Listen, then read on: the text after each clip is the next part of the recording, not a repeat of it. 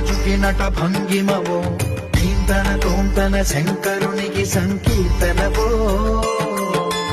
ఈశ్వరుడే అనునిత్యం తనలో తలచుకునే ఓంకారమువో